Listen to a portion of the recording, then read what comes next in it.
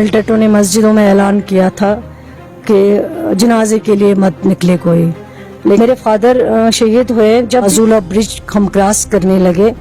उस ब्रिज पे अंधाधुंध मिलिटेंटों ने फायरिंग की और 2.5 घंटे कंटिन्यूअसली डेड बॉडी के ऊपर फायरिंग की। डेड बॉडी को साइड में रख के लोग मुझे दिन में सपोर्ट करते थे, शाम को मिलिटेंट लेके जाते थे, उनको टॉर्चर करते थे, मारते थे, आप क्यों इसका सपोर्ट करते हो। दूसरा जो मेरा इलेक्शन लड़ रहा था वो तो मिलिटेंट ही था। ये महसूस नहीं दिया कि मेरी 5 बेटियां हैं, वो हमेशा कहते थे कि मेरा बेटा है। तो मेरे फादर के ऊपर फिर क्यों अटैक हुआ? अगर वो तहफ़्फ़ुज़ की बात करते हैं, मेरे फादर को क्यों नहीं तहफ़्फ़ुज़ दिया, मेरे अंकल को क्यों नहीं तहफ़्फ़ुज़ दिया, मुझ पे क्यों 18 अटैक हुए उस टाइम जब उनकी सरकार दिल्ली में थी। सबसे ज्यादा नुकसान अगर किसी पार्टी ने यहाँ मिलिटेंसी में देखा है वो नेशनल कॉन्फ्रेंस ने देखा है। 18 की 16 अटैक आपके ऊपर भी हुए। नहीं, देखिए पॉलिटिक्स तो मेरा एम था ही नहीं कभी। आप देख रहे हैं अर्ली टाइम्स और मैं हूं आपके साथ उबैद मलिक। आज मेरे साथ जो मेहमान हैं किसी तारुफ के मोहताज नहीं है, नेशनल कॉन्फ्रेंस के सीनियर लीडर और नेशनल कॉन्फ्रेंस के एक्स मिनिस्टर रह चुके सकीना यतो जी। शुक्रिया अपना वक्त देने के लिए। आपको लगता है कि यहाँ की आवाम के साथ हमेशा नाइंसाफी हुई? अब अगर पॉलिटिकल पार्टियां इलेक्शन लड़ती है, इलेक्शन होता है जम्मू कश्मीर में, अब लोगों के पास यहाँ की पॉलिटिकल पार्टियां क्या लेके जाएंगी? क्योंकि बेरोजगारी में हम अव्वल दर्जे पे, वहीं पे देखिए आज भी हम पानी रोड के लिए लड़ रहे हैं, आज भी हम जॉब्स के लिए लड़ रहे हैं। लोगों के लिए क्या हुआ? बीजेपी के लोग कहते हैं 10 साल से वो जम्मू कश्मीर में राज कर रहे हैं, सरकार चला रहे हैं, डायरेक्टली या इनडायरेक्टली। वो जवाब दे उन्होंने 10 साल में क्या किया। हम अपना जवाब देंगे कि हमने कितने लोगों को रोजगार दिया। आप साउथ कश्मीर से आते हैं, आपके घर ने बहुत कुर्बानियां दी, आपके वालिद साहब को मारा गया, आपके अंकल को मारा गया। उस वक्त शायद आप मेडिकल की तालीम ले रहे थे। कैसे सोचा सकीना यतो ने अपनी किस्मत आजमाने का, और तब दिमाग में क्या चल रहा था जबकि आपके ऊपर भी करीबन 18, अगर मुझे याद होगा 18 की 16 अटैक आपके ऊपर भी हुए?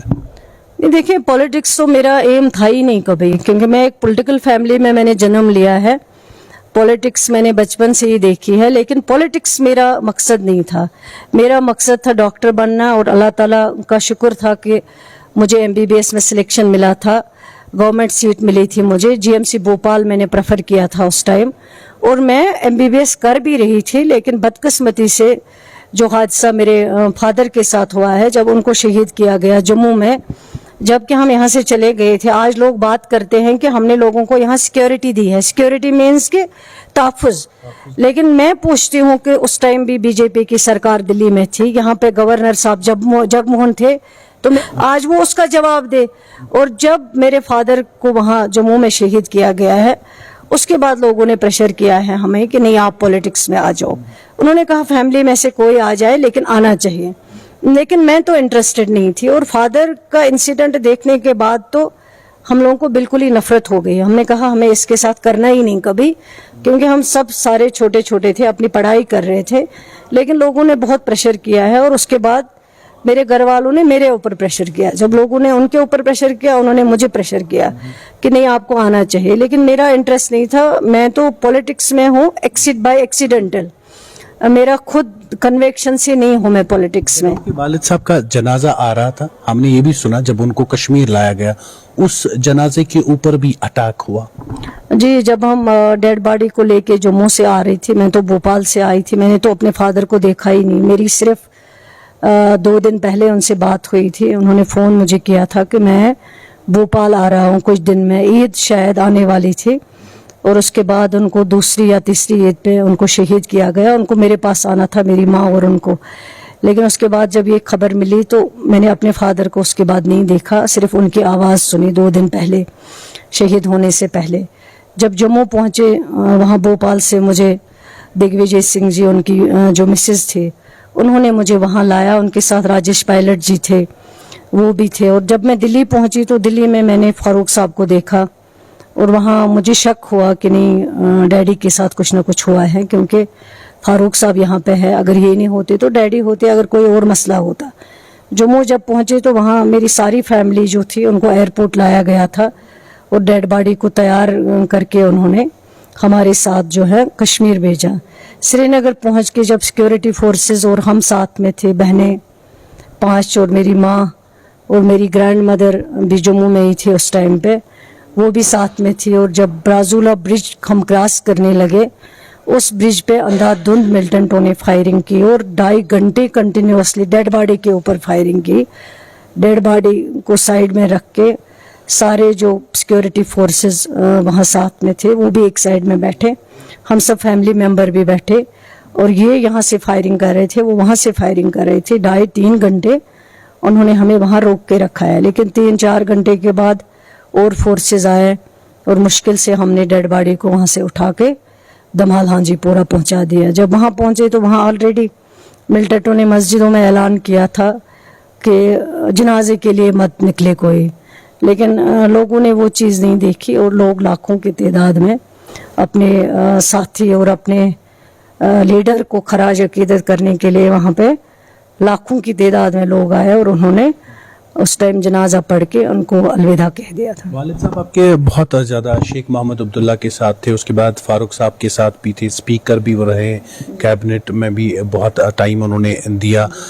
تو جب یہ خبر سارا انسیڈنٹ ہوا, سکینہ یتو کے دماغ میں کیا چل رہا تھا؟ ایک لڑکی ہونے کے ساتھ ساتھ آپ کا تعلق ساؤتھ کشمیر سے تھا, 196 میں شاید آپ کی پولیٹکس میں انٹری ہوئی پہلی بار, تو تب کتنا چیلنج تھا ایک لڑکی ہو کے اس میں آنا, اتنا تباہی دیکھ کے دماغ میں کچھ چل رہا تھا؟ والد صاحب کے کیا خواب تھے جن کو پورا کرنا تھا؟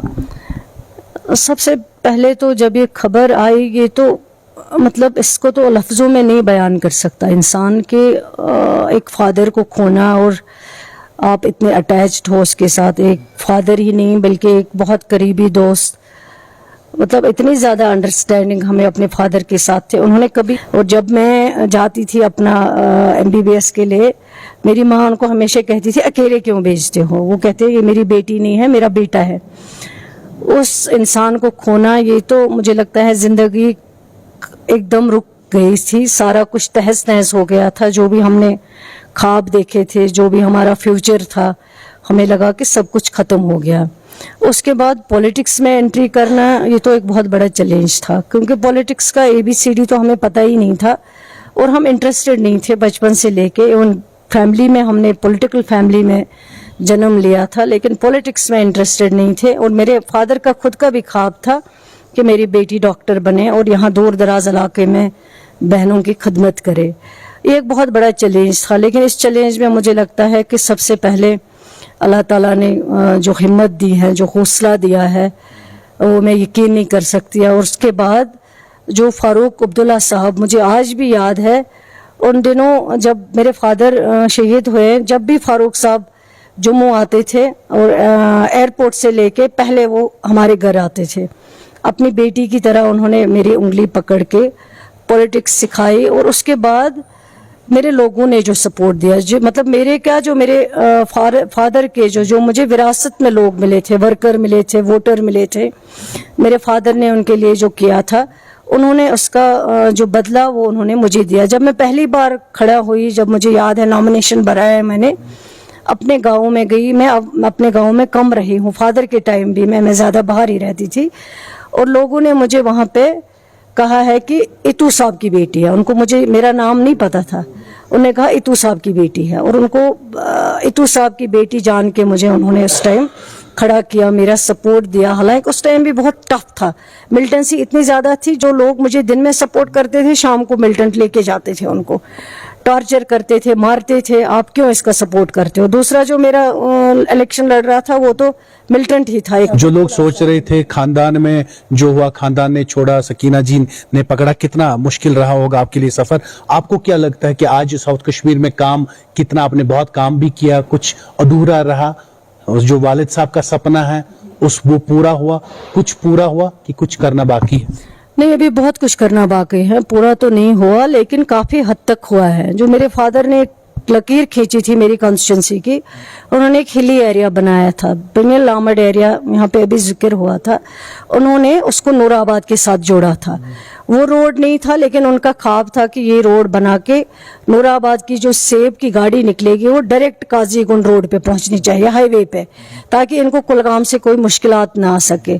जब मैं बनी, मैंने सबसे पहले उस रोड को प्रोजेक्ट बनाया और वो रोड कंप्लीट करके 1 साल में मैंने दिया है। आज जब नूराबाद की सेब की गाड़ी निकलती है वो डायरेक्ट काजीगुंड पहुंचती है। उसका ब्रिज मैंने कंप्लीट किया, वो रोड कंप्लीट किया। उनका एक अलग रूरल डेवलपमेंट ब्लॉक बनाया है। काफी हद तक जो कर सकते थे हम, और उस टाइम सरकार में चाहे उमर अब्दुल्ला साहब थे, फारूक अब्दुल्ला साहब थे, पैसा बहुत लाया और लोगों को दिया हमने, डेवलपमेंट बहुत की।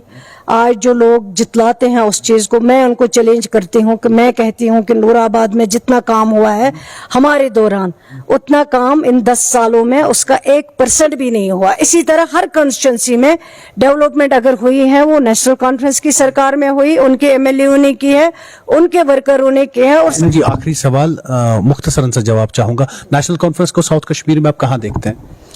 इंशाल्लाह इलेक्शन आएगा, आपको खुद पता चलेगा कि साउथ कश्मीर में नेशनल कॉन्फ्रेंस कहाँ है। इस टाइम अगर साउथ कश्मीर में नजर आप दोहराएंगे, हर कॉन्स्टिट्यूंसी में सबसे ज्यादा मजबूत अगर है वो नेशनल कॉन्फ्रेंस है। हमारा वर्कर है, हमारा कैडर है, हमारा झंडा मजबूत है, हमारी जमात मजबूत है। कहीं पे भी आप जाइए, किसी इलाके में भी आप जाइए, और इंशाल्लाह वक्त जब आएगा आपको खुद ब खुद पता चलता है। जो लोग दावे करते हैं उस टाइम, अगर उनको हिम्मत है तो आए मैदान में। सकीना यतू जी हमारे साथ थी, जिन्होंने कहा अगर हिम्मत है, दम है तो आ जाए मैदान में, फैसला वहीं पे होगा। कैमरामैन शबरीज बशीर के साथ मैं उबैद मलिक, अली टाइम्स के लिए।